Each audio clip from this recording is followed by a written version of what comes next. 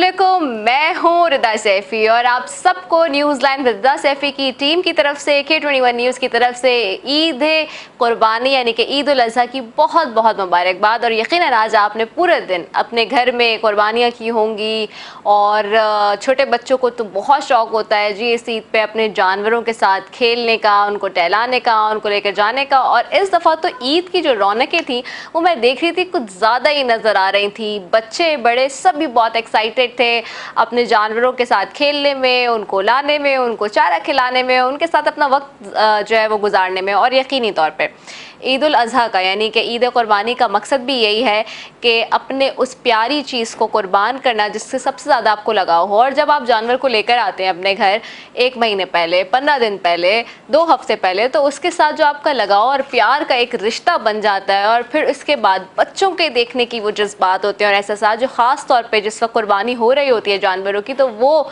बहुत ज़्यादा डिसहार्टन होते हैं, वो सबसे ज़्यादा जो है रो रहे होते हैं सबसे ज़्यादा। और मैं ख़ुद भी अगर मैं अपनी बात करूँ तो मैं भी नहीं देख सकती कुर्बानी के जानवरों को कुर्बानी होते हुए, क्योंकि मुझे बहुत बुरा लग रहा होता है और बहुत ही एहसास हो रहा होता है कि क्या हो रहा है मेरे प्यारे जानवर के साथ। तो इस ईद पर हम आज हमेशा की तरह बहुत ही प्यारे प्यारे मेहमानों के साथ अपनी ईद गुजारेंगे। और पूरा दिन आज आपने यकीनी तौर पे मज़े किए होंगे, दावतें चल रही होंगी, इस वक्त कुर्बानी हो चुकी है, गोश्त बट रहा होगा कहीं रिश्तेदारों में, कहीं यतीमों में, कहीं मिस्कीनों में। और कुर्बानी का असल मकसद एक और चीज़ भी, और मैं हमेशा से आपसे कहती हूँ, वो ये है कि ईद कुर्बान पर कोशिश क्या करेंगे, जो रूठे हुए हैं, जो नाराज़ हैं, जिनसे आपके गिले शिकवे हैं, जिनके साथ आपके झगड़े हो गए हैं, तो इस ईद पर सिर्फ जानवर की कुर्बानी ना करें, अपनी अनाओं की कुर्बानी करें, अपने गुस्से की कुर्बानी करें, अपनी जिद की कुर्बानी करें और जाके अपनों को मना लें। तो आज हमारे साथ यहाँ पर हमने दावत दी है बहुत ही खूबसूरत सितारों को, मुख्तलिफ शोबे से उनका ताल्लुक़ है और उनसे बात करेंगे और उनसे जानेंगे कि आज उन्होंने अपनी ईद का पहला दिन कैसे गुजारा और आज वो हमारे दावत पे हमारे साथ यहाँ मौजूद हैं तो वो कैसे समझते हैं ईद कुर्बानी को और ईद उल अज़हा के इस मौके को। तो सबसे पहले जी मेरे सीधे हाथ पे बैठे हैं शहजाद साबिर साहब, हैं डिस्ट्रिक्ट गवर्नर हैं रोटरी इंटरनेशनल के। उनको खुशामदीद कहूँगी। अस्सलाम वालेकुम शहजाद, ईद मुबारक। कैसे हैं आप? कैसा रहा पहला दिन? पहला दिन चूँकि रात आपको पता है सब जानवर को ले जाना करना घुमाना पूरा जज्बा, अगर आप मोहल्ले में देखें तो हर जगह जानवर ही जानवर होते हैं। और उसके बाद सुबह में उठ के सबसे पहले ईद पर जाना, तैयार होना, और जब आप ईद पर पहुंचते तो तकरीबन पूरी मस्जिद एक तरीके से भरी हुई होती है। लेकिन उसके बाद लोग फ़ौरन निकलना स्टार्ट कर देते हैं। लोगों को होता है कि बस घर जाएँ, कुर्बानी करें। इस तरीके से हम भी अपने माँ बाप के यहाँ पर जाते हैं, उनका हाथ चूमते हैं, इसके बाद कुर्बानी करते हैं, साथ नाश्ता करते हैं।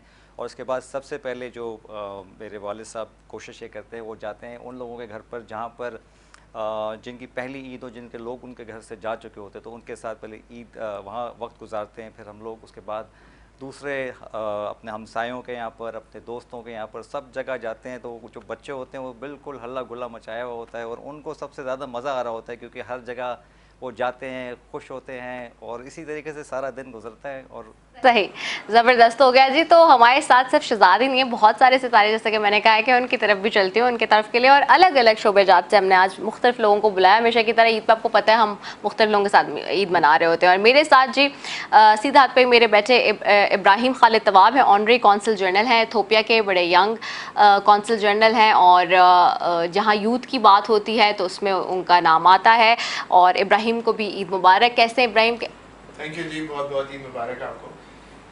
बड़ा खुशी हो रही है मुझे आज ये देख के। एक तो इस दफ़ा की जो ईद है इसमें एक बड़ी पॉजिटिव सेंटिमेंट्स मुझे नज़र आए हैं लोगों में, क्योंकि आप ये देखें अनफॉर्चुनेटली लास्ट ईयर उससे लास्ट ईयर थोड़ा सा एक नेगेटिव सेंटिमेंट था। इस दफ़ा जो ईद का मौका है, ख़ास तौर पे जो पाकिस्तान इंडिया के साथ हमने जो फतह हासिल की है, मैं समझता हूँ कि जोश और जज्बा आपको हर बच्चे में नजर आ रहा है। और वो ईद का एक ऐसा मौका है कि वो डबल खुशी हो गई है। तो मैं तो सबसे पहले जो है वो पूरे पाकिस्तान को मुबारकबाद देता हूँ ईद के साथ साथ उस जीत की भी। ज़बरदस्त। और मेरे साथ ये ईद का प्रोग्राम हो, खुशियों की बात हो और सुरीली आवाज़ ना हो, ऐसा कैसे हो सकता है? हमेशा की तरह आप प्रोग्राम में देखते हैं मिदत मेरे साथ यहाँ पर मौजूद है। मिदत हिदायत है और प्ले बैक सिंगर है, बड़ी ज़बरदस्त, इंडिया तक गई हैं जी और वहाँ पे भी हमारे जो है वो गाकर आई हैं। यहाँ पे भी फिल्मों में बड़ा उन्होंने काम किया है और हमने सिर्फ उनको अपने फ़ज़ाई और इस सारे जंग के मार्के में ही नहीं उनको हमने सिर्फ जो है वो शिकस्त दी है, बल्कि हम बहुत सारे मार्कों में देते हैं। और इसी तरह हमारे गुलकार भी जी किसी से कम नहीं है। तो मिदत भी है, वेलकम मिदत, ईद मुबारक। और साथ ही मेरे बैठे हैं जी सेंटर सरमद अली हैं, पाकिस्तान पीपल्स पार्टी से, प्रेसिडेंट है ऑल पाकिस्तान न्यूज़पेपर सोसाइटी के भी। आप उन्हें हमारे प्रोग्राम में देखते हैं, उन्हें हमारे प्रोग्राम में जज्बाती अंदाज में देखते हैं, लेकिन आज हम उनसे थोड़ा सा चिट चैट के अंदाज में बात करेंगे। अस्सलाम वालेकुम सर, ईद मुबारक। कैसे हैं? शुक्रिया आपका बुलाने का। कैसी गुजर रही है ईद के पहले दिन? ईद रूटीन में गुजर रही है। आप कुर्बानी नमाज पढ़ते हैं, कुर्बानी होती है, लेकिन जो सबसे बड़ी चीज़ है ना वो ये है कि ईद जो है, ईद कुर्बान जो है वो बेसिकली ईसाल को रिफ्लेक्ट करती है, कुर्बानी को रिफ्लेक्ट करती है। जो आपकी कीमती तरीन चीज़ होती है उसकी कुर्बानी को रिफ्लेक्ट करती है। और जैसे भी कहा, असल में हमें अपनी अनाओं की कुर्बानी करने की ज़रूरत है, हमें अपनी खुदगर्जी की कुर्बानी करने की ज़रूरत है, अपनी में जो नेगेटिविटी है उसकी कुर्बानी करने की ज़रूरत है। और बड़ी अच्छी बात है कि जो 2-3 साल से एक नेगेटिविटी चली आ रही थी वो पॉजिटिविटी में तब्दील हो गई है। और मेरे ख्याल में आज न सिर्फ हम जानवरों की कुर्बानी दे रहे हैं, बल्कि हम 4 अदद रफ़ाइल की और 2 और जहाज़ों की भी हिंदुस्तान की कुर्बानी, हिंदुस्तान के कुर्बान कर चुके हैं। जहाज़ों की कुर्बानी भी कबूल करे अल्लाह। अल्लाह उन जहाज़ों की कुर्बानी भी कबूल करे, उन जहाज़ों की कुर्बानी भी हमारी तरफ से कबूल करे। हमने मुमलकत खुदादाद है तो अल्लाह के मुल्क की तरफ से कुर्बानी हमने दी है। मेरे ख्याल में ये बड़ी अच्छी बात है जो इस पर एक पॉजिटिव सेंटिमेंट आया है ना। बहुत अरसे के बाद हमारे अंदर एक वो थी, एक जिसको कहते हैं ना, एक वो हो चुकी थी हमारे अंदर, एक नेगेटिविटी आ चुकी थी। बहुत अरसे के बाद हमारे अंदर एक दोबारा पॉजिटिविटी आई है, हम दोबारा एक किस्म से एक कौम बन गए ना, यूनिटी आ गई है। हाँ, वही जहाँ हम बाकी सब चीज़ों को देखते हैं, वहाँ I think we should be thankful to Narendra Modi कि उसने हम सबको एक कर दिया। उसके ख्याल में भी नहीं था कि हम एक करेगा, उसका ख्याल था कि हम एक इकोनॉमिकली वीक और एक डिवाइडेड कौम है तो शायद वो फ़ायदा उठाएगा उस डिवीज़न का। लेकिन अल्लाह का फजल है कि वो डिवीज़न जो है वो कहीं नज़र ही नहीं आया, कौम एक हो गई। उसका शुक्रिया तो बनता है किस्म से नरेंद्र मोदी का। और मेरे ख्याल में बहुत अच्छी बात है इस वक्त जो सेंटिमेंट है, उस सेंटिमेंट को हमें मज़ीद उस पर बिल्ड करने की ज़रूरत है और उसको आगे लेके चलने की ज़रूरत है। बिल्कुल, हमें इसको आगे लेके चलने की ज़रूरत है। ये स्पिरिट जो हम सब में आई है वो बहुत ही एक नया वलवला, नया जोश और नई उमंग है।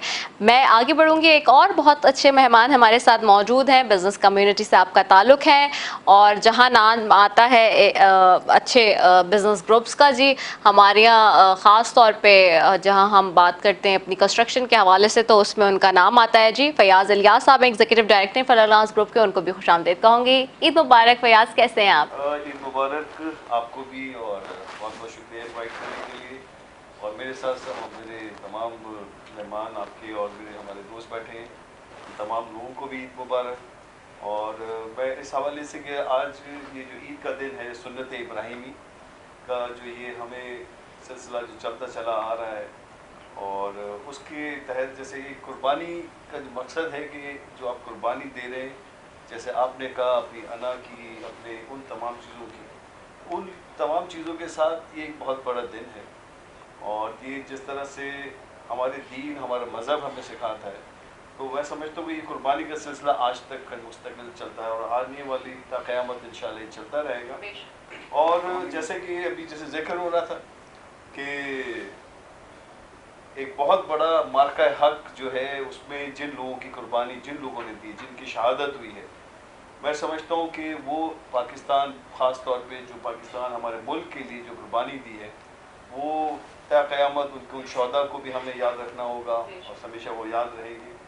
तो जिस तरह से जो फतह हासिल हुई है पाकिस्तान को, और हमारे एक ट्रेडिशनल समझ लें एनिमियों को हमने जिस तरह शिकस्त दी, हमारे chief of the army staff जो इस वक्त चीफ मार्शल आपके फील्ड मार्शल, तो मैं समझता हूँ बहुत बड़ा क्रेडिट जाता है हमारी अफवाज को, जिस तरह से उन्होंने एक कार्रवाई की, एक जंग जो है वॉर हमारे पे ला दी, मतलब हमारे पर डाली गई, क्योंकि पाकिस्तान दुनिया में हमेशा अमन का पैगाम देता रहा है और ये हमारा दीन भी कहता है। और यही चीज़ें मैं समझता हूँ कि हमारी ये ईद और बड़ी ईद जो आती हैं, तो हम इस तमाम चीज़ों को दुनिया को पैगाम देते हैं कि अभी यार हम लोग जो है ना पीसफुल लोग हैं, अमन वाले लोग हैं, अभी मुस्लिम। तो मैं समझता हूँ आज जो भी मार्का हक हुआ, सिर्फ इस रीजन एशिया नहीं पूरी दुनिया में पाकिस्तान का एक बहुत बड़ा नाम, बहुत बड़ी पॉजिटिविटी के साथ गया। और अल्हम्दुलिल्लाह हमने ये चीज़ बताई दुनिया को कि पाकिस्तान का जो क़याम हुआ था कि ला इलाहा इल्लल्लाह मोहम्मद रसूलुल्लाह जो हमारे कलमे के तहत 27 रमज़ान, तो हमने ये साबित किया कि हम साबित कदम रहे और हमने अपने लोगों के लिए, अपनी इस नेशन को तमाम मिल के एक जगह पे आए। और वही बात कि जश्न जो है दोबारा हुआ हमारा, जो जश्न आज ईद का हम बनाए, हम जो बना रहे आज कुर्बानी का सिलसिला बच्चों का एक तरीके से एक समझे फेस्टिविटीज़ है। और ख़ास तौर पे अगर हम देखें जानवरों की कुर्बानी, तो कराची, तो ये जो सिलसिला यहाँ पे जो कुर्बानी का होता है, जो लोगों का एक शौक़ है, तो दुनिया में मैं समझता हूँ Karachi is the only country जहाँ इस तरह से कुर्बानी और जानवरों की जिस तरह से परचेजिंग और लोग जाते हैं, फेस्टिविटीज़ होती है, तो इट्स वंडरफुल। और हम जो है तमाम हमारे हाज़रीन है उम्मत मुस्लिमा को भी ईद की मुबारकबाद देना चाहूँगा। वाह, ज़बरदस्त, आपने बिल्कुल सही कहा। और हम बात कर रहे हैं ईद उल अज़हा की, कुर्बानी की बात हो रही है। आज पहला दिन है जी और बहुत काम था घर में, और यकीन मानें कि जो कुर्बानी वाली ईद होती है ना, उसमें ख़वातीन की सबसे ज़्यादा जो है वो जो है ना शामत आई हुई होती है कि पूरा दिन जो है वो कुर्बानी तो मर्द हजरात करवा देते हैं, फिर उसके बाद गोश्त समेटना जो है वो सबसे बड़ा काम है। और मैं बिल्कुल बता रही हूँ कि यकीन माने बहुत मुश्किल काम होता है। तो हम इस पर भी बात करते हैं और बहुत सारी बातें जिस पर हमने करनी है। एक शॉर्ट कमर्शियल ब्रेक की तरफ मैंने जाना है, इसके बाद वापस आ रहे हैं, स्टे ट्यून्ड।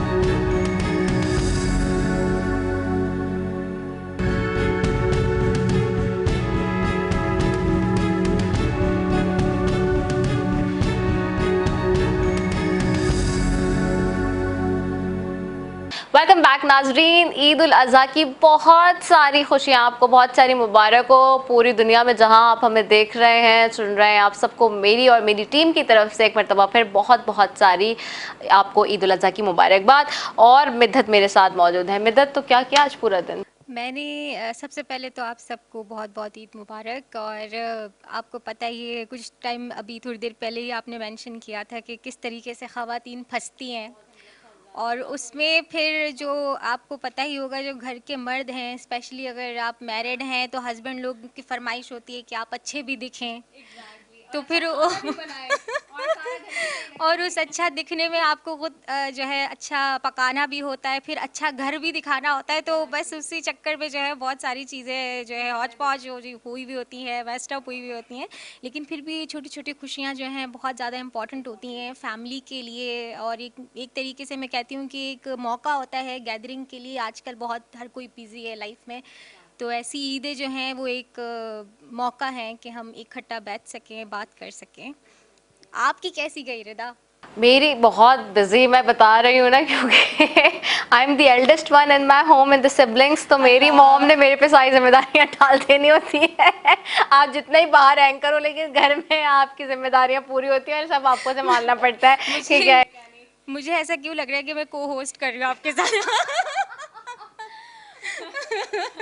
कोई बात नहीं, कोई बात नहीं। आते आते जो है ना, अब तो वे भी सब समझ आ गया है कि कैसे नहीं, करना है। मुझे बल्कि मैं एक बात छोटी सी मेंशन करनी चाहूँगी कि रिदा के शो के जो है ना, मैं एक तरीके से पार्ट ऑफ द फैमिली हो चुकी हूँ, क्योंकि हर ईद पे जो है हम बैठे हुए होते हैं साथ में। you are why not मेरी जान, you are। तो क्या सुना रही हैं आज आप, ये आज बताएं। जो है मुझे एक चीज़ तो पता है कि आपको नाज़िया हसन बहुत पसंद है, हाँ तो जी। इसलिए हर बार मैं एक आध नाज़िया हसन का ज़रूर करती हूँ, और वो Very भी good. रिदा के लिए। तो Thank ये भी you. आपके लिए है। थैंक यू जानू, थैंक यू। All right. लेकिन आप लोगों को जो है क्लैपिंग और कुछ भी आप लोग movement बिल्कुल करें, हम करेंगे, ताकि क्यों नहीं। टेम्पो बने। जो नहीं करेगा वो उसके ऊपर डबल आज ईदी का हाँ, जुर्माना बस। आयद होगा। ओके, चलें। आँखें मिलाने वाले, दिल को चुराने वाले, मुझको भुलाना नहीं। मन को सजाने वाले, जीवन में आने वाले, जीवन से जाना नहीं। मैं जवां, मैं हंसी, मेरे पास क्या नहीं हो। आँखें मिलाने वाले, दिल को चुराने वाले, मुझको भुलाना नहीं। एक ही नजर से कैसे दिल में बसे तुम ऐसे, बंधन हो जैसे कदीम। हीरे मोती और पैसे हर पल पत्थर हो जैसे, प्यार है इतना अजीम। जन्म जन्म का साजन तेरा मेरा साथ, दिल को पहुंचाई तेरी निगाहों ने आस। हो आँखें मिलाने वाले दिल को चुराने वाले, मुझको भुलाना नहीं। मन को सजाने वाले, जीवन में आने वाले, जीवन से जाना नहीं। मैं जवां, मैं हंसी, मेरे पास क्या नहीं हो। आँखें मिलाने वाले, दिल को चुराने वाले, मुझको भुलाना नहीं। वाह वाह वाह भाई, बहुत ही ज़बरदस्त। और मिदत खुश रहें, इसी तरह से अच्छे अच्छे सुर लगाती रहें। बहुत ही प्यारा गाया, ज़बरदस्त भाई, बहुत मज़ा आ गया। मूविंग फॉरवर्ड अपने मेहमानों की तरफ भी वापस जाते हैं जी। और सारे ही बैठे हैं एक से एक बढ़ के बात करने वाले, और सब इतनी ज़्यादा ज़बरदस्त बात कर रहे हैं कि मैं क्या ही कहूँ। शहजाद और इब्राहिम तवाब साहब की तरफ भी जाती हूँ सर। अच्छा, तो भाई ईद का पहला दिन तो आपने बताया कि क्या करते हैं आप, और सारा चीज़ें हो गई हैं। और सबसे ज़्यादा जो खाना के हवाले से, क्योंकि इस ईद पे रहती है हमेशा से डिमांड, तो चूँकि बारबेक्यू भी हो रहे होते, कुकिंग भी हो रही होती, तो आप घर में फैमिली में ख़वातीन से बनवा के खाने के शौकीन हैं या ख़ुद भी कुछ कुकिंग करते हैं? ये ख़वातीन को खराज तहसीन पेश करना चाहता हूँ, जिस तरीके से वो सुबह उठ कर जिस तरीके से वो सारा दिन किचन में रहती हैं और शाम को इसके बाद तैयार होकर जाती हैं, तो सुबह से ही तैयार हो जाती हैं। घर का भी ख्याल रखती है और हाँ, वैसे भी जल्दी ख़वातीन उठती हैं। नहीं नहीं नहीं जी, नहीं, ये ऐसी कोई बात नहीं है, ये गलत बयानी हो रही है। ख़वातीन रोज़ ही बेचारी जल्दी उठती होती हैं। ये जब हम रात को जाते हैं तो रात को बारबेक्यू का हर घर में एक ट्रेडिशन होता है, बाहर से आता है। आपके घर पहले दिन होता है वो? पहले दिन बारबेक्यू हो जाता है। अच्छा, तो सब लोग आते हैं मिलने वाले, क्योंकि पहला दिन ऐसा दिन होता है ना, हर कोई आ रहा होता है मिलने तो के आज आपके घर पे बारबेक्यू है और आप वहाँ से ही आए टाइम निकाल के? मैंने उनको कहा कि आधा घंटा मुझे दे दें। शहजाद भाई, अगर आपके घर पे बारबेक्यू है और हम सब तो इसके बाद हमने वहीं जाना कैसे रह सकते हैं, ये तो बताएं आप। इसके बाद हमने वहीं जाना है। तो शहजाद, आज के लिहाज से तो आपको जब हम बैठे हैं प्रोग्राम में, तो आपको बारबेक्यू जो है अपने लेके आना चाहिए। तमाम सरमद अली साहब बैठे हैं, रिदा बैठी हैं, तो हम भी इंजॉय करते हैं आपके साथ आपका बारबेक्यू। डिनर तो आपकी तरफ से होना चाहिए आज। इसके बाद लजीज बारबेक्यू भी होगा और इसके साथ साथ जो लजीज बातें होंगी, क्योंकि हमारे पास बहुत सारी बातें करने के लिए हैं। जिस तरीके से पाकिस्तान ने डिप्लोमेसी फ्रंट पे प्राइम मिनिस्टर ने लीड किया, बिलावल भुट्टो ने लीड किया, और साथ में हम भूल गए खेल के बारे में। जिस तरीके से पाकिस्तान ने बांग्लादेश को बीट किया है, वॉश आउट वाइट वॉश किया है, तो आप सोचें कितनी बातें होंगी, कितने सारे लोग। मैं अरशद नदीम को भूल गया। अरशद नदीम एशियन गेम्स अभी जीत के आया है, तो वो अपना आई थिंक एक और खुशी मिली है इस कौम को। और मेरे ख्याल में जैसे आपने कहा, बिलावल साहब ने तो जो डिप्लोमेटिक फ्रंट है और जो नैरेटिव का फ्रंट है, उसमें जो उन्होंने किया है मेरे ख्याल में कोई नहीं कर सकता। और इस वक्त जो जिस तरीके से वो कर रहे हैं, यूनाइटेड नेशंस में पाकिस्तान का केस रिप्रेजेंट कर रहे हैं, आई थिंक दैट्स रिमार्केबल। और इस वक्त जो यूनाइटेड नेशंस में कर रहे हैं, आई थिंक दैट इज कल परसों रात जो उन्होंने यूनाइटेड नेशंस में जो प्रेस कॉन्फ्रेंस की, वो अपना पूरा पाकिस्तान का जो नैरेटिव है उन्होंने बयान किया और बताया कि किस तरीके से उन्होंने कहा जी पीस, कश्मीर और वाटर, ये तीन चीज़ें हैं हमारा, एंड टेररिज्म, ये चार चीज़ें हमारी, इसके ऊपर बात करनी चाहिए। और टेररिज्म बलोचिस्तान और पख्तूनख्वा में, हिंदुस्तान में कोई टेररिज्म हम नहीं करा रहे, वो करा रहे हैं, बलूचिस्तान में भी करा रहे हैं, वो करा रहे हैं खैबर पख्तूनख्वा में भी। उस डेलीगेशन की खूबसूरती देखें, उसमें पीपल्स पार्टी से भी लोग हैं, PMLN से भी हैं, MKM से भी हैं, बिल्कुल MKM से भी। ये एक बहुत बड़ा हम जो दुनिया को पेश कर रहे हैं, जो पाकिस्तान एक मल्टा पार्टी, बिल्कुल। मल्टी पार्टीज जो एक ही पेज के ऊपर हैं, हमारे अफवाज के साथ हैं, और जिस तरीके से उन्होंने यूएन में जो अपना खिताब किया है, जिस तरीके से पाकिस्तान को पेश किया, आई थिंक इसकी पुरानी मिसाल नहीं मिलती। एक तो उनका एक तो उनके नाना की मिलती है और एक उनकी मिलती है, और उनकी जो मदर, बिल्कुल। तो जिस तरीके से वो क्या, आई थिंक पाकिस्तान, अब हम बाहर जाते तो हमें ग्रीन पासपोर्ट पेश करते हैं, बड़ी खुशी नहीं, इसमें भी देखिए इस वक्त तो अल्हम्दुलिल्लाह ये सिचुएशन है कि किसी वक्त ये कहा जाता था, डिस्करेज किया जाता था पाकिस्तानी पासपोर्ट को, लेकिन बिलीव मी इस वक्त तो ये सिचुएशन है। हमारे बहुत सारे दोस्त अहबाब, ट्रैवलिंग हो रही है, दुनिया भर में आना जाना होता है बिफोर आपकी ईद से और ईद से के दौरान भी, तो लोग बाकायदा आपको थम्स अप करते हैं, दे रियली अप्रिशिएट कि भाई कि Pakistan done a good job. और बड़े आपको जो है ना वो दुनिया भर में जहाँ पाकिस्तान की रिकग्निशन नहीं थी, आज लोगों को और पहचाना जा रहा है पाकिस्तान को पॉजिटिव साइड को देखते हुए।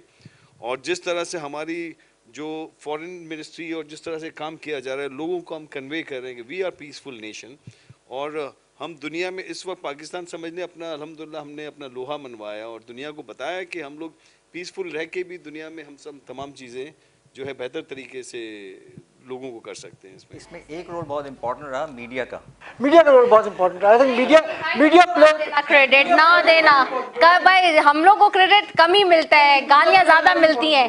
सरमद साहब, रोल हिंदुस्तान का मीडिया जितना ब्रिलियंट मीडिया था, जितना वो वन साइडेड मीडिया था और जितना वो एक वॉर मॉन्गरिंग मीडिया था, उसके अगेंस्ट हम एक अनहिंज्ड, उनके एटिकेट्स नहीं है, वो तो पढ़ के ही नहीं आए मुझे तो लगता है।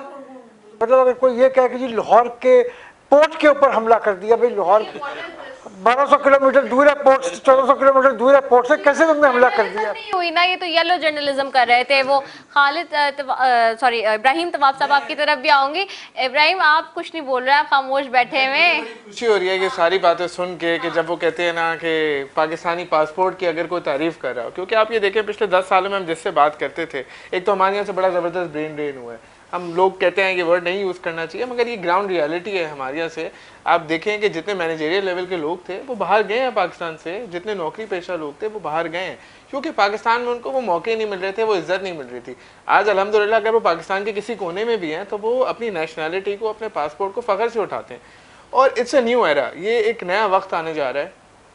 हमने बात की कि हमें इस वक्त में सबसे इम्पॉर्टेंट है कि हम अपने जो फॉरेन पॉलिसी है और जो हमारे दोस्त ममालिक हैं उनको अप्रिशिएट करें, जिस तरह चाइना ने हमारा साथ दिया, जिस तरह तुर्की ने हमारा साथ दिया, जिस तरह सऊदी अरब ने हमारा साथ दिया, अज़रबैजान ने जिस तरीके से, हमें ये this was the right time कि हमें नजर आया कि हमारे साथ कौन खड़ा हुआ है, कौन हमारे दोस्त हैं। और यहाँ पे हमें अपनी लीडरशिप को भी सराहना चाहिए कि उन्होंने इतनी अच्छी फॉरेन पॉलिसी बनाई, इतने अच्छे हमने अपने एंड को टाइज किया हुआ था कि जब ज़रूरत पड़ी तो एक लाइन पे आके सब हमारे साथ खड़े हुए। हमें ऐसा नहीं था कि पाकिस्तान को किसी ने आइसोलेटेड छोड़ दिया, जबकि इंडिया की शायद ये सोच थी, ये ख्याल था, जैसा कि अभी सेनेटर साहब ने कहा कि उन्होंने ये सोचा शायद कि हमें इकोनॉमिकली तबाह कर देंगे और हम एक नहीं है, बट हमारी अपनी कौम तो एक है ही, साथ साथ हमारे दोस्त हमारे भी हमारे साथ खड़े हैं, मिल गए। एक बड़ा मैं समझता हूँ कि this is a game changer. एक हमें एक सेल्फ कॉन्फिडेंस जो था ना वो कम हो गया था, तो वो दोबारा हमारे अंदर एक सेल्फ कॉन्फिडेंस आया। और सबसे बड़ी चीज़ जो है, जो हिंदुस्तान, जो भारत में जो एरोगेंस थी, उस एरोगेंस को एक ठीक ठाक झटका लगा है। अब जो एरोगेंस है वो उनकी इंसान का बच्चा बन जाना चाहिए। असल में समटाइम्स आपकी कुछ गलत फहमियाँ और खुश फहमियाँ होती हैं जो दूर हो जाती हैं with the passage of time. Shahzad ने बहुत अच्छी बात की, I come to the point, हम हंसी मजाक में ले गए, लेकिन देखिए मीडिया का बहुत बड़ा किरदार रहा इस सारी सिचुएशन में, इसलिए क्योंकि वन साइडेड मीडिया था इंडिया का। इवन वन साइडेड नहीं, when they don't know the exact facts and figures, मतलब वो जैसे सरमद साहब ने बात की बिल्कुल एग्जैक्टली कि उन्होंने ये कह दिया कि जी लाहौर का पोर्ट, लाहौर में कोई पोर्ट नहीं है। मतलब आप फैक्चुअल रिपोर्टिंग ही नहीं कर रहे हैं। जब आप रिपोर्टिंग ही सही नहीं कर रहे हैं और रिपोर्टिंग के नाम पर आप सिर्फ और सिर्फ एक नैरेटिव टो कर रहे हैं, वो भी एक्सट्रीमिज्म का जो नैरेटिव है, क्योंकि मोदी का जो आइडियोलॉजी और जो बीजेपी की आइडियोलॉजी है वो है ही एक्सट्रीमिज्म की, खाली शिद्दत पसंदी जिसको कहते हैं, जिसको वो लेके चले। तो पाकिस्तानी मीडिया ने इस सारी सिचुएशन में बहुत एलिगेंट के साथ एमिकेबली सारी सिचुएशन को हैंडल किया, जिसके बाद आज पाकिस्तानी मीडिया को, एक और बताऊं, ना सिर्फ हमारे पॉलिटिशियंस जा रहे हैं बल्कि हमारा पाकिस्तानी मीडिया को चाइना से और तुर्की से और कहाँ से इनविटेशंस आ रहे हैं, और जो अब जितने मुल्क के सतह पर इंटरनेशनल लेवल पे जो डेलीगेशंस जा रहे हैं उसमें सारे पाकिस्तान के मीडिया जर्नलिस्ट को बहुत ज़्यादा बुलाया जा रहा है, इन्विटेशंस आ रहे हैं और उनको भी बहुत हाईलाइट किया जा रहा है। और अभी चाइना इसी मंथ, आपको तो पता होगा सरमद साहब, मैं खुद जा भी रही हूँ। हाँ जी, आपके साथ मीडिया की लीडर बैठे हुए हैं यहाँ पे। जी मैं सरमद साहब को वही कह रही लीडर ऑफ द मीडिया हूँ और वही कह रही हूँ। देखिए, जितना पाकिस्तान का मीडिया, जिस तरह से हमने अपने आप को साबित किया कि मिच्योर, हम लोग बहुत मिच्योर मीडिया है और मिच्योरिटी हमने शो की कि हमने कोई बिलो द लेवल कोई बात नहीं की, हमने कोई जंग वाली बात नहीं की। और मीडिया ने हमारा, जिस देखिए मीडिया इस अ पावर शो। आपके दुनिया भर में इस वक्त मीडिया जो है, दो के इसमें एक सोशल मीडिया का जो एलिमेंट जो है समटाइम्स बड़ा नेगेटिव हो जाता है, बट अब आपका जो सैटेलाइट मीडिया है, जिस तरह से जो इंडिया का जो हमेशा से हम मीडिया देखते हैं, वो तो नाकाबिल बर्दाश्त है। मतलब उनके अंदर कोई सेंसलेस बातें और शोर शराबा करना, चीखना चिल्लाना, वो साबित कर, वो समझते हैं कि हमारे शोर करने से हम अपने आप को सच साबित कर लेंगे। और दुनिया ने देखा कि जिस तरह से पाकिस्तानी मीडिया ने जो मैच्योरिटी का सबूत दिया और जिस तरह से जो इनकी सारी आपकी कम्युनिकेशन और जिस तरह के से जो चीज़ें बताई गई कि हमने इनके रफाल जो है वो हमने तबाह किए, तो वो साबित भी हुआ कि भाई ऐसे आज उन्होंने खुद माना इस चीज़ को ऑन स्क्रीन, खुद इन्होंने चीफ डिफेंस स्टाफ ने माना कि भाई हमारे रफाल जो है वो तबाह हुए हैं। तो ये मीडिया का एक रोल है और बड़ी जिम्मेदारी का रोल है, मैं समझता हूँ। तो हमारे साथ तो ये इतने बड़े लीडर बैठे हैं, तो हम तो मीडिया के हवाले से बात करना, हमारी मीडिया ने बहुत रिस्पॉन्सिबिलिटी का मुजाहरा किया और बहुत उन्होंने बैलेंस बात की, कोई उन्होंने गलत बात नहीं की। एक भी झूठ आपको नज़र नहीं आता। किसी ने ये नहीं कहा कि जी दिल्ली के पोर्ट पे हमने कब्जा कर लिया, या किसी ने नहीं कहा कि जी उनके आर्मी चीफ के खिलाफ कू हो गया या वज़ीर आज़म को गिरफ्तार अपने बंकर में चला गया। मतलब अजीब अजीब अहमकाना गुफ्तगू हुई। वो शायद उनका ख्याल था कि ये सब शायद हो सकता है, लेकिन अल्लाह के फजल से नहीं हुआ। शिकस्त और हालात के ऊपर भी हमने जो है वो फैक्चुअल रिपोर्टिंग की। हमने ये नहीं कहा कि बिल्कुल आपने सीखा कि हमने कोई झूठ नहीं बोला। और इसीलिए मैं अभी इसी पे आ रही थी पॉइंट पे कि इस महीने अब डेलीगेशंस जा रहे हैं मीडिया के भी, पाकिस्तान से भी जा रहे हैं, चाइना जा रहे हैं और हाई लेवल डेलीगेशन मीडिया का जा रहा है और हर तरफ जा रहे हैं। मैं खुद भी जा रही हूँ, सेंटर सरमद को तो पता होगा। तो वो जो है कहते हैं वो इसी वजह से अब पूरी दुनिया में, क्योंकि इस वक्त जो है वो फॉरेन डिप्लोमेसी की बात हो रही है, मीडिया डिप्लोमेसी की भी बात हो रही है, तो मीडिया के भी सारे जो है वो ग्रुप्स जा रहे हैं। तो पाकिस्तान को बहुत इज्जत ना सिर्फ हमारी हुकूमतों को बल्कि हमारी मीडिया सतह पर भी बहुत ज़्यादा, हमारे जर्नलिज्म और जर्नलिस्ट को बहुत ज़्यादा जो है वो इस वक्त उन्होंने सराहा सबने पूरी दुनिया में कि पाकिस्तानी जर्नलिस्ट ने बड़ी ही जिम्मेदाराना ऐसी सूरत हाल में जो है वो रिपोर्टिंग की है, ना कि कोई झूठ का प्रोपेगेंडा चलाया हो। तो कुछ कह रहे थे शहजाद आप जी? मैं इसमें ऐड करता चलूँ कि फ़ॉरेन डिप्लोमेसी के साथ साथ जो पाकिस्तान के साथ इकनॉमिक डिप्लोमेसी है, अगर आज हम मिनिस्ट्री ऑफ फाइनेंस की तारीफ़ न करें, जिस तरीके से उन्होंने अपने इकनॉमिक नंबर्स को स्टेबलाइज़ किया है और आज अब आगे ईद के फ़ौरन बाद बजट आने वाला है और प्राइम मिनिस्टर ने ऐलान भी किया कि काफ़ी चीज़ों पे वो कंसेशन देने वाले हैं, तो ये इकनॉमिक डिप्लोमेसी के साथ साथ मैं इस दफ़ा प्रेसिडेंट ट्रंप की भी तारीफ़ करूँगा, जिस तरीके से उन्होंने टैरिफ डिप्लोमेसी करी है। उन्होंने कहा कि इंडिया को कि भाई ये टैरिफ डिप्लोमेसी आपको तहत अगर आप नहीं करेंगे तो he will stop trading with Indian Pakistan. और मुझे इस बात की बहुत खुशी हुई कि पाकिस्तान का अपना डेलीगेशन भी टैरिफ को डिस्कस करने के लिए यूएस जा रहे हैं और मेरे ख्याल में ये बड़ा खुश आइंद है पाकिस्तान के लिए, जिस तरीके से हम स्टेबिलिटी की तरफ जाते हैं, जिस तरीके से IMF ने हमें सपोर्ट किया है, जिस तरीके से इस वक्त जो हमारे इंडिकेटर्स हैं, बिजनेस इंडिकेटर्स पॉजिटिव होते जा रहे हैं, इन्फ्लेशन कंट्रोल में, तो मेरे ख्याल में ये वो चीज़ें हैं जो सिर्फ ना कि पॉलिटिकली पाकिस्तान को स्ट्रेंथन करती हैं, साथ साथ इकोनॉमिक फ्रंट पे भी पाकिस्तान को स्ट्रेंथन करती हैं। तो मेरे ख्याल से इस वक्त मैं ये कहूँगा कि पाकिस्तान के जितने पूरे 5 अगर उंगलियां हैं तो सब ने मिलकर जो सबूत दिया है आपस में एक साथ आके यूनाइटेड फोर फ्रंट के साथ काम करने का, तो मेरे ख्याल में ये मिसाल पहले से कहीं नहीं बात हुआ है। आपने भी बात की, बजट की बात की कि 10 तारीख को बजट आ रहा है, तो मेरे ख्याल में जहाँ पे हम ये बात करते हैं कि जी फाइनेंशियली और इकनॉमिकली जो हमारी इकनॉमिक टीम है उसने बहुत ज़बरदस्त किरदार अदा किया है और इकनॉमिक स्टेबिलिटी आ गई है मुल्क में, जो जिसको हर वक्त कोशिश की जाती है छेड़छाड़ करने की ताकि इंस्टेबिलिटी क्रिएट हो और वो ना आ सके। लेकिन उसके साथ साथ मेरे ख्याल में तवक्कुआत भी हमें बजट से होनी चाहिए और मेरे ख्याल में सबसे बड़ी जो तवक्को मुझे है या हमारी पार्टी को है वो ये है कि जी जो कॉमन मैन है, कॉमन मैन एंड वुमेन है, उसको क्या फ़ायदा हो रहा है इस स्टेबिलिटी का। जो इकोनॉमिक स्टेबिलिटी आ रही है उसका ट्रिकल डाउन इफेक्ट नीचे तक जाना चाहिए। जो सैलरी क्लास के साथ जो हो चुका है उसको रिलीफ मिलनी चाहिए, बिजली के बिलों में रिलीफ आनी चाहिए, पेट्रोल में रिलीफ मिलनी चाहिए, ताकि गरीब आदमी जो है जिसकी तनख्वाह 50,000 रुपये लेट्स अस्यूम है, उसके अंदर वो अपने बजट को जब बनाता है तो वो इस तरीके से बना सके कि वो प्रॉपरली कुछ कर सके। हमारा मसला ये है कि हम इस वक्त 37,500 रुपये जो है वो मिनिमम वेज है, बट उसके अंदर क्या हो सकता है, एवरीवन नोज़ कि कुछ नहीं हो सकता। So obviously I think we need to understand that. और हमें चाहिए कि जो कुछ भी बजट जो बना रहे हैं उनको चाहिए कि नीचे आवाम के लिए रिलीफ उसके अंदर। आपने बात बिल्कुल सही कही। एक्चुअली जब तक इकोनॉमिक साइकिल नहीं चलेगा तो कुछ नहीं होगा। ट्रिकल डाउन इफेक्ट आना, इकोनॉमिक साइकिल अब स्टेबिलिटी में चला गया, अब ट्रिकल डाउन इफेक्ट आना चाहिए। बिजनेस एक्टिविटी नहीं हो पा रही है उस तरीके से जिस तरह होनी चाहिए। देखिए रिदा कि पाकिस्तान दुनिया के 5वें बड़े मुल्क में से है nation wise. We are the 250 million 25 crore की पॉपुलेशन के साथ हम पूरे दुनिया में हम अपनी चीज़ें जो है, और पाकिस्तान के अंदर बड़ा पोटेंशियल है। सही है, देखें हमारे अगर आप देखें कुदरत का आप देखें कि अगर नेचुरल रिसोर्सेज देखें तो समटाइम्स तो हम तो इस चीज़ को सोचते हैं बीइंग अ बिजनेस कम्युनिटी कि पाकिस्तान के पास क्या नहीं है। आज अगर within a finger tips आप देखें तो within first two 10 fingers में अगर आप करेंगे तो पाकिस्तान उन मुल्कों में शुमार होता है जहाँ नेचुरल रिसोर्सेज, जहाँ आपके पास रिवर है, माउंटेन है, आपके पास समंदर है, आपके पास कॉपर है, गोल्ड एंड अमंग ऑल आपका सबसे बड़ा देखें यूथ है which is a 65% of the population.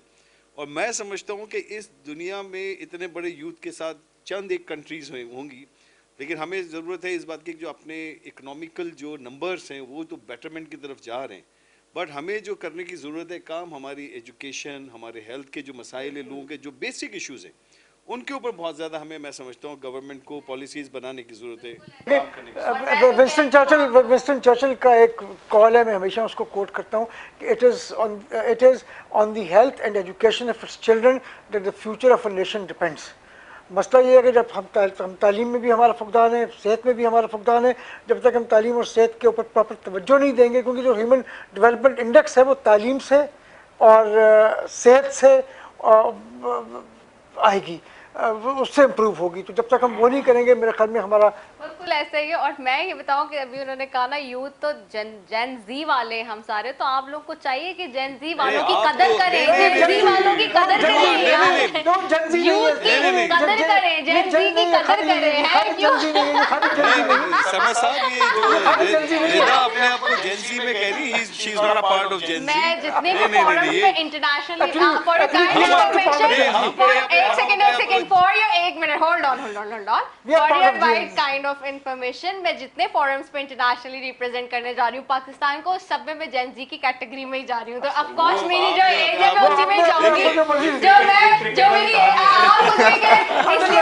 Internationally मैं जो जा रही हूँ उसी में जाऊंगी ना। You are the media person, आपका कहना मैं जेन जी वाली उसमें जा रही हूँ कैटेगरी में, मैं जेन जी वाली कैटेगरी में जा रही हूँ, मैं दिखा दूंगी आपको सारी चीजें, ठीक है?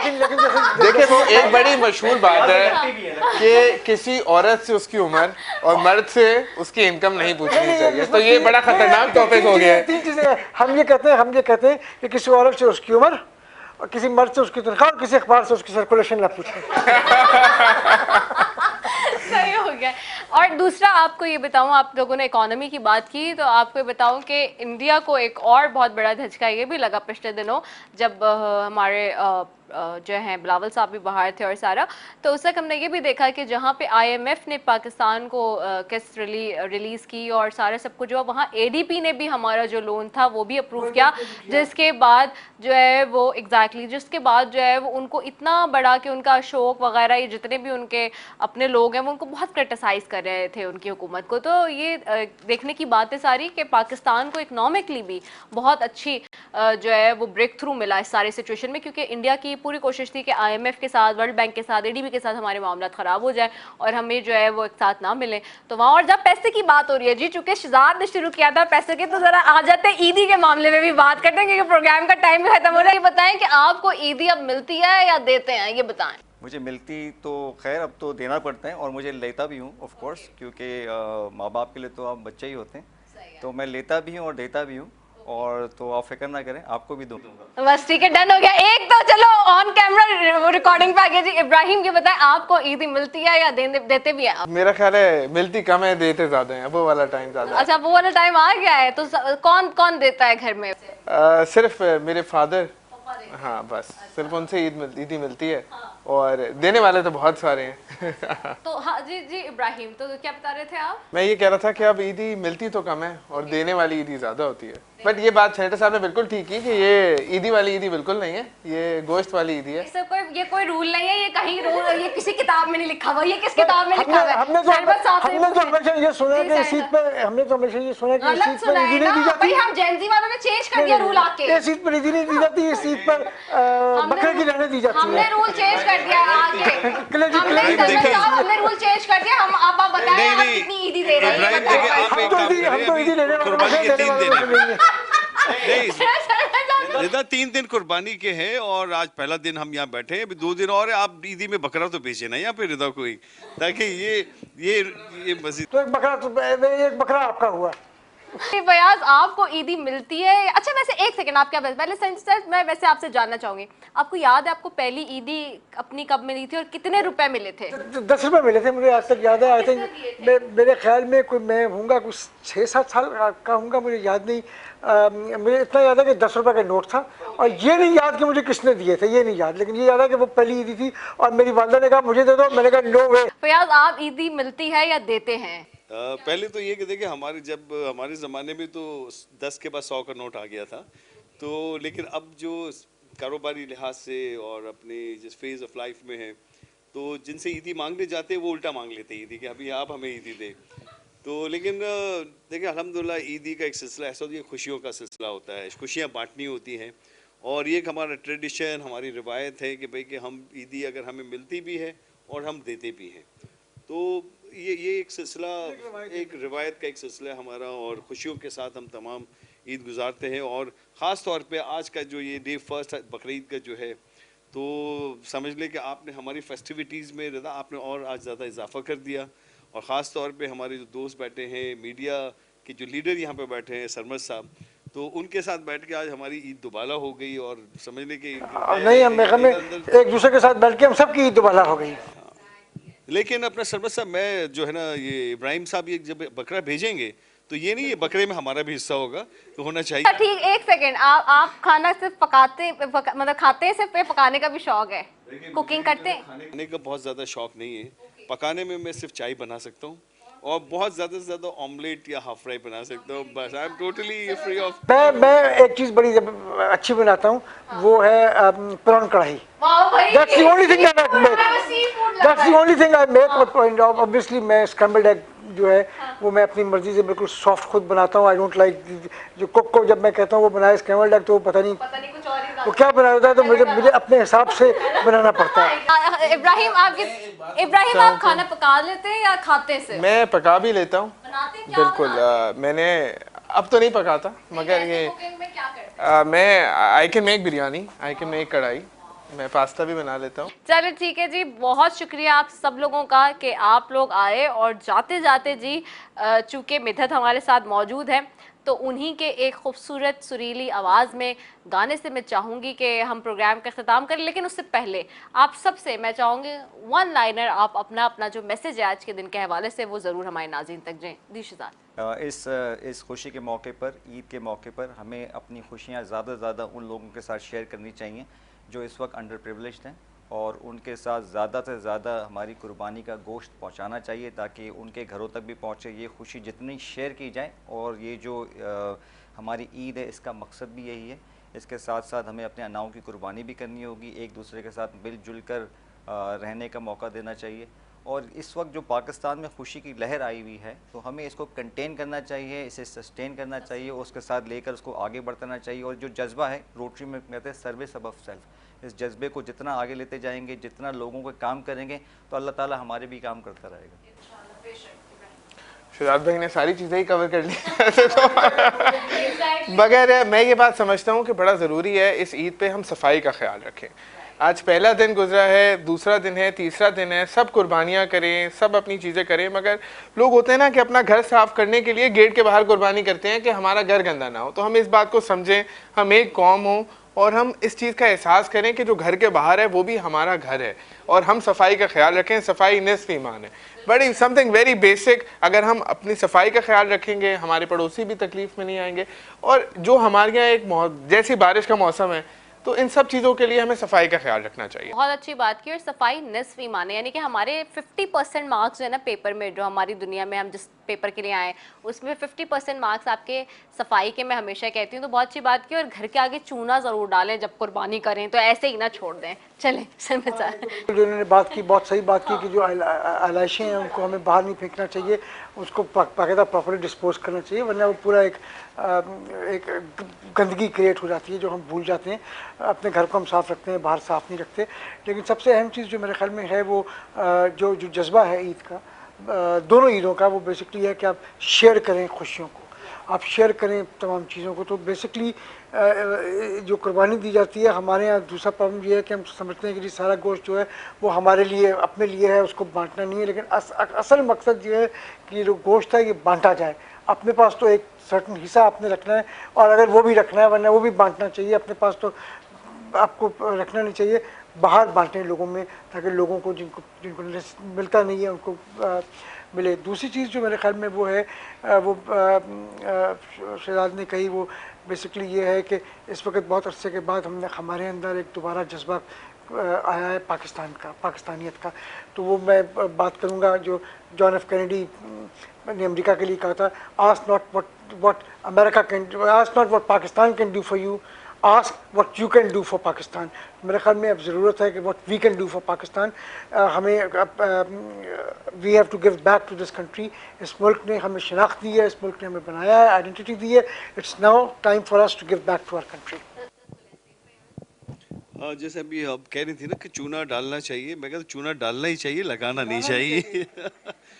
देखिए ईद कुर्बान जो है आपको बहुत बड़ा एक पैगाम देती है कि अपनी कुर्बानी, अपनी उन खुशियों को आप लोगों के साथ शेयर करें, उनको बांटें और अपनी उन चीज़ों को कुर्बान करें जो लोगों जो आप तक हैं। अल्हम्दुलिल्लाह हमें अल्लाह ने बहुत नवाजा है और हमें अल्लाह ने इस काबिल बनाया कि हम अपनी चीज़ें लोगों के साथ शेयर करें, हमारी खुशियाँ भी शेयर करें, हमारी कुर्बानी की जो सिलसिला होता है उस कुर्बानी को भी हम शेयर करें लोगों के साथ, और उन अंडर प्रिविलेज लोगों के साथ उस हल्के तक, उन अहबाब तक। देखिए इतनी बड़ी एक पॉपुलेशन है जहाँ पे लोगों के पास आज रहने के लिए, मैं समझता हूँ तकरीबन being a business part of real estate and construction, 54% आपका जो है स्लम्स एरिया, कच्ची आबादियाँ हैं, जहाँ तक लोगों को मैं समझता हूँ हफ्तों महीनों वो एक जो है उनके पास गोश्त का या इस तरीके के उनके पास वो सहूलियात नहीं होती हैं। तो मैं समझता हूँ कि ये अल्लाह का एक बड़ा एक अच्छा निज़ाम है कि, और ख़ास तौर पे पाकिस्तान में हम देखते हैं कि जो इतनी बड़ी कुर्बानी होती है, एक निज़ाम बना हुआ है कि लोगों का एक बिजनेस एंड ट्रेड साइकिल भी है, लेकिन वो एट दी एंड एक पूरे from the top level to bottom level एक बड़ी सर्कुलेशन साइकिल बनता है, इकोनॉमिकल साइकिल आपका है ये। तो उस लिहाज से हमें ज़रूरत इस बात की, जैसे कहा गया कि भाई हमें अपनी खुशियाँ बांटें, गोश्त भी लोगों में तकसीम करें, और ताकि वो जो हजरात जो इसी पे डिपेंडेंट होते हैं, तो वहाँ तक ये चीज़ें आपकी पहुँच सकेंगी। ख़त्म हो चुका है। मैं जाऊंगी मिद्दत की तरफ, और मिद्दत की खूबसूरत आवाज़ के साथ उनकी से ही हम इस प्रोग्राम के अख्ताम की तरफ जाएंगे। और जाते जाते जी, चूँकि प्रोग्राम का वक्त अब अपने अख्ताम के लिए जा रहा है, तो मेरी दुआ यही है आप सबके लिए कि जी रोज़ाना अच्छी तरीके से अपनी जो खुशियाँ हैं और जो गोश्त है उन सारी चीज़ों को बाँटें, क्योंकि अपने पास रखने का नाम नहीं है ये ईद, यही कहती है।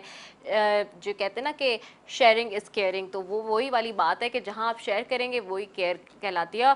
और एम्पैथी हमारे यहाँ बहुत कम हो गई है, बहुत ख़त्म हो गई है, मैं देखती हूँ सोसाइटी में। तो एम्पैथी का जज्बा अपने दिल में रखें। जिस इंसान के अंदर एम्पैथी होगी ना, यकीन माने उसके अंदर इंसानियत होगी। और हुकूकुल इबाद का जो हमारे पास चैप्टर है और जो हमें सीख दिया अल्लाह ताला ने, वो है ही सारा इसी मामले पे। ये जो दुनिया में हमें भेजा गया है वो सब हुकूकुल इबाद का गेम है, बाकी सब बातें हैं सिर्फ जो रह जाएंगी यहीं। तो मिद्दत के गाने से जी इख्तिताम करेंगे और आज के आउटफिट की बात करेंगे। आज का आउटफिट हमें स्पॉन्सर किया है सूफियाज ने, तो thank you so very much Sufiyaz ji. Over to you Middat. चलिए फिर आप लोगों ने साथ गाना होगा जी ठीक है, ओके। Okay, 1 2 1 2 3 दिल दिल पाकिस्तान जा जा पाकिस्तान दिल दिल पाकिस्तान जा जा पाकिस्तान दिल दिल पाकिस्तान जा जा पाकिस्तान दिल दिल पाकिस्तान जा जा पाकिस्तान ऐसी ज़मीं और आसमां इनके सिवा जाना कहाँ बढ़ती रहे ये रोशनी चलता रहे ये कारवां दिल दिल पाकिस्तान जान जान पाकिस्तान दिल दिल पाकिस्तान जा जा पाकिस्तान